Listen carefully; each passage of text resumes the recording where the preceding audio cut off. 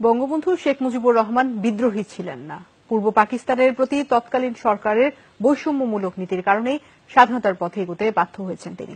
চমকপ্রদ এই মন্তব্য করেছেন সাবেক পাক প্রধানমন্ত্রী নওয়াজ শরীফ। পাঞ্জাব হাউসের সংবাদ সম্মেলনে তিনি বলেন, ৭১-এ গণহত্যার জন্য দায়ী সেনাদের বিচার না করায় বারবার সামরিক শাসনের কবলে পড়েছে পাকিস্তান। পাকিস্তানের ৩ বারের প্রধানমন্ত্রী ছিলেন তিনি। সেনাবাহিনীর সাথে বিরোধের জেরে ক্ষমতা ছাড়তে হয়েছে একাধিকবার।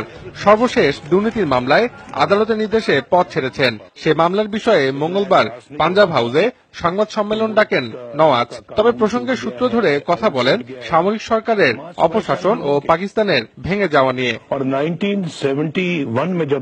নওয়াজ দাবি করেন ১৯৪৭ সালে পাকিস্তান সৃষ্টিতে গুরুত্বপূর্ণ অবদান ছিল বাঙালিদের, কিন্তু শুরু থেকেই তারা বঞ্চিত। দীর্ঘ সেনা শাসন আমলে বঞ্চনার ফলেই স্বাধীনতার পথে ধাবিত হয় পূর্ব পাকিস্তান। পাকিস্তান গঠনের সংগ্রামে বাঙালিদের গুরুত্বপূর্ণ ভূমিকা ছিল।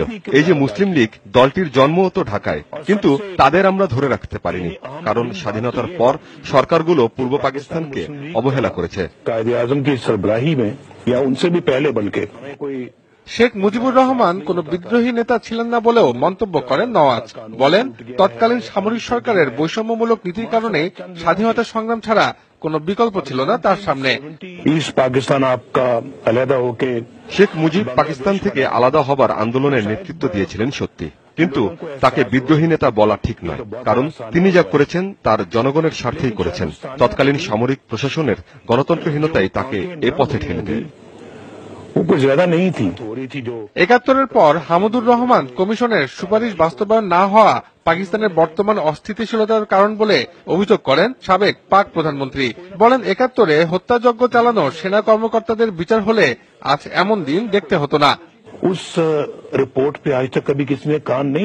হামিদুর রহমান কমিশনের রিপোর্ট কোন সরকারি আমলে নেয়নি, এমনকি পড়েও দেখেনি।